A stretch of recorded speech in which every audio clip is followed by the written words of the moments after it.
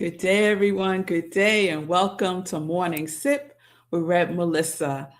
I want to get right into it today. I had an experience yesterday, and first of all, before I get right into it, I guess I should explain a little bit. Yesterday was a replay show, and I hope you enjoyed it. It was from, I think, 2021, and I hope you enjoyed it. Okay. And I want to just say thank you to those of you who check on me when I do replays. You check on me to just see if everything is okay. And everything was okay. Yesterday, I had a doctor's appointment. I had to have a colonoscopy done, just regular. Oh, look at that. My glasses just broke. Let me see if I could fix this. Just a routine every 10 years colonoscopy. So I had my first one when I was 50, and I'll be 60 this year. So I said, let me just get it out of the way, because for my birthday month in October, I don't want to have a colonoscopy, y'all. So I said, let me do it early, get it out the way. Everything was wonderful. Everything is just fine. So let this serve as a public service announcement. Get your colonoscopies. Get your colonoscopies. It's really important. Colon health is really important. But this is not what the series is about. The series is not about our colons or colonoscopies. Our series was inspired by that event, however, specifically about going under anesthesia. Have you ever gone under anesthesia? It's usually if you're having surgery or some procedure where you need to be sedated. They may put you under anesthesia. And so for a colonoscopy, they put me under anesthesia. That's just part of the process. And for the most part, I would say 99% of the time, I have a positive response to being under anesthesia. There's only been one time in my life where I had a negative experience. But yesterday was a positive experience. The only thing I felt, which is normal, was a little loopy and tired.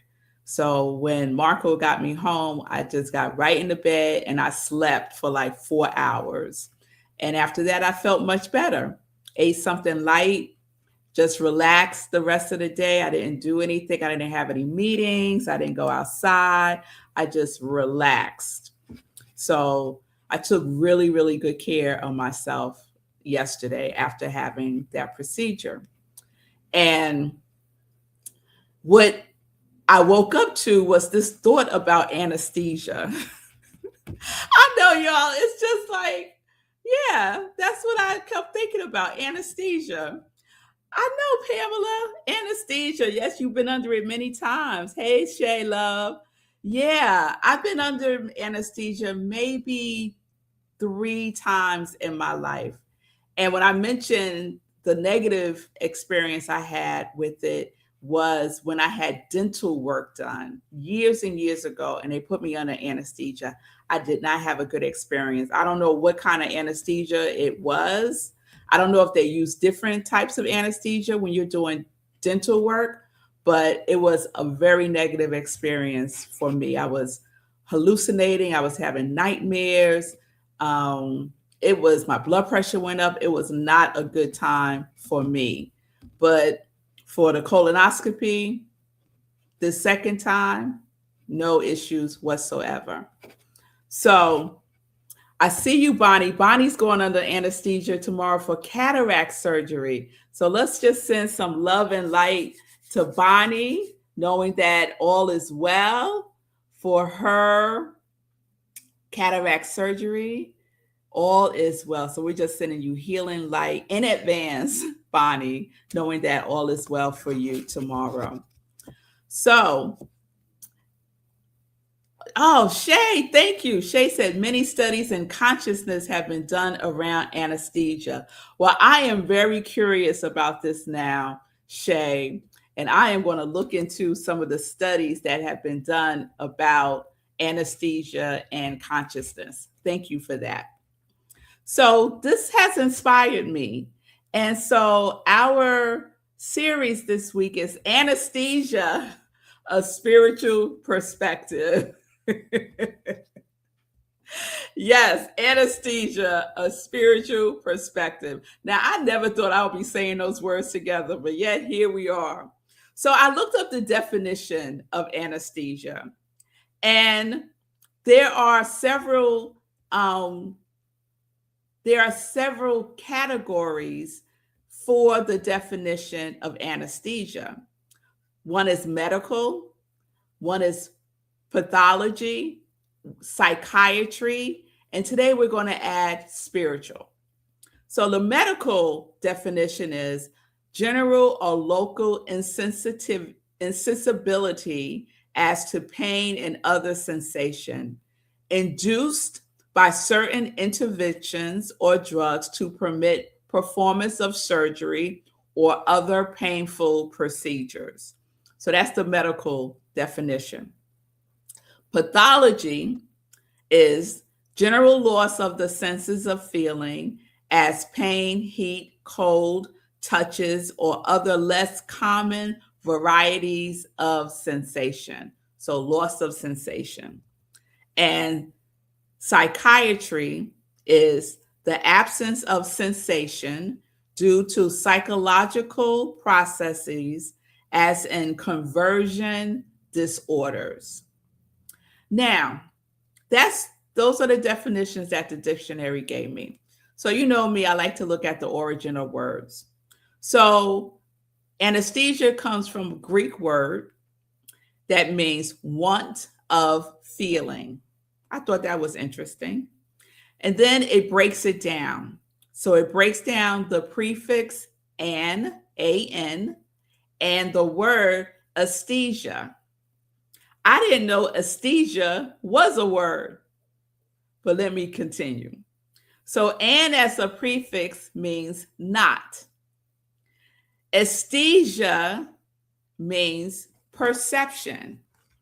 So, we could put those together and say that it is not perception, right? So, it does something to our perception.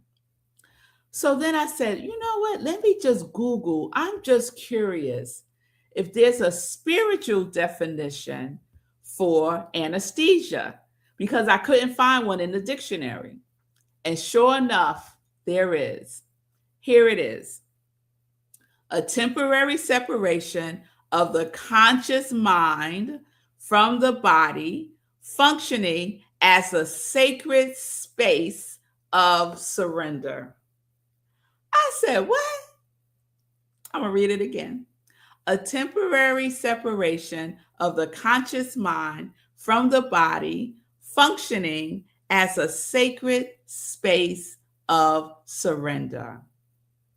And when you think about it, when you're under anesthesia, there is a surrendering that occurs, right?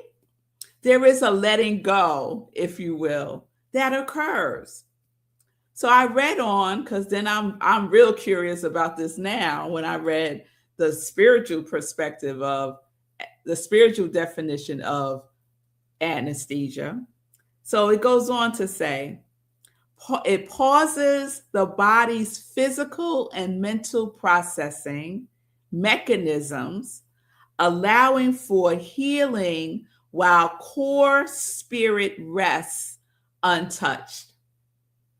So the body and the mental mechanisms are on pause. Let's just say that, on pause. But what is never on pause, what is never touched, is our spirit. The spirit rests untouched. I love that so much. I love that so much.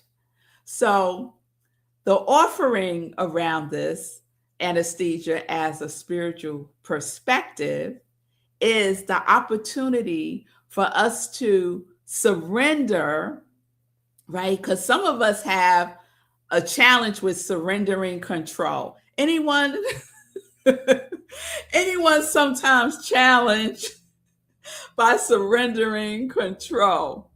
Raise your hand. Sometimes, y'all, sometimes I am challenged with letting go, surrendering, and allowing my spirit to lead the way. Lead the way. Surrendering, letting go is a spiritual practice. It is a spiritual practice. So I just want to share that one more time. From the spiritual lens, anesthesia pauses the body's physical and mental processing mechanisms, allowing for healing while core spirit rests untouched. So there is nothing that can disrupt the core of who we are as spiritual beings. Nothing. You name it, no, it cannot disrupt who we are as spiritual beings. Our spiritualness remains untouched. And that just gave me so much joy and optimism, even more so, because we go through things, we go through stuff. Life can sometimes feel really, really challenging, and it could feel like for some, it could feel hopeless. But I want you to know today that the spirit of who you are, the core of who you are, no matter what it is that we go through on this human journey, your spirit, the essence of who you are, remains untouched, remains whole. And it is just our perspective about who we are that changes. But there is nothing that can change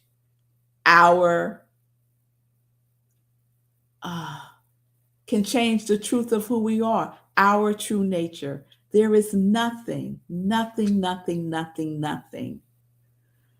Woo, not even a stroke, right, Sekou? Oh, let me just pivot a little bit. Yesterday was day 409 for Sekou, and he had a celebration in Nashville at his mother's church, and it was amazing. Fee was there, and they had a whole conversation about what happened on day 409 of his running streak in 2022. And then at the end of it, they shared a huge announcement about their wedding. So if you missed it, because I'm not going to tell you what it is, if you missed it, you want to go to Sekou Writes and on social media, or you can go to 409movement.com, 409movement.com, and see how you can participate, because it is huge what they are doing for their wedding. So that's all I want to say about that. Go to the website 409, the numbers, movement.com. All right. So this is where we're going this week. We're going to explore anesthesia as a spiritual perspective. So let me check in with you all, and then we'll get into some joy news. So Fee King, the bride, powerful. Oh my God, 5, 4, 3, 2, 1, and you're out. Yes, it's the best rest I've ever experienced We're sending Bonnie so much love and positive energy for your cataract surgery. Love, Fee, and say cool. Thank you, thank you, thank you for that. Fee says surrendering control. Yes, Fee, I know you right there with me, girl. Not me. Yes, we get to practice surrendering our perception that we even have control, because we don't.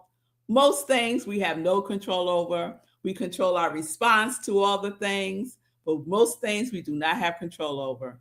And Shay is sharing the philosophy and theory of Dr. Stuart Hammeroff, founder of the Center for Consciousness Studies, an anesthesiologist who asks, where do we go under anesthesia?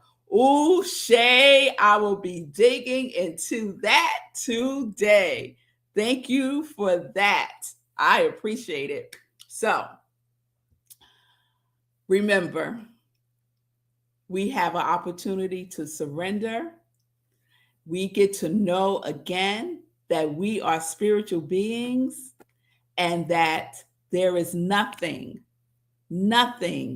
that touches our spirit other than love, other than love, other than love. And you know, within love is joy and harmony and peace, surrender, all that good stuff. All right, y'all. So let's get into some joy news. So today is Wednesday, and it is our final spiritual living book study of Manifesting the Practical, Simple Guide to Creating the Life You Want by Chris Ferraro. We are joining together wherever you are in the book. Even if you just read the first page, it's okay. Join us for our final session. Chris will be joining us, the author, and we're just going to have a celebration for what has manifested in our lives thus far. Has your quality manifested in your life so far, and how so? So we can share and we could just be together in that beautiful energy.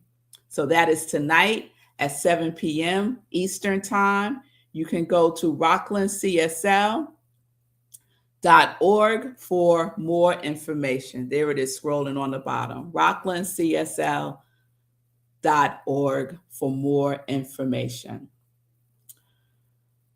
All right, I think that's all I'll share today. I'll share more joy news tomorrow because I am hot. We are having a heat wave here in New York. It's going to be close to 100 degrees today. And I try to do my part with saving energy. Con Edison asks that you don't have on your AC from 10 a.m. till 10 p.m. And I do my best to honor that. I want to do my part to be more energy efficient. But let me tell you, you'll see I'm sweating. I'm sweating right now. So I'm going to turn on some ceiling fans. And wherever you are, stay cool and hydrated and take care of yourselves. All right.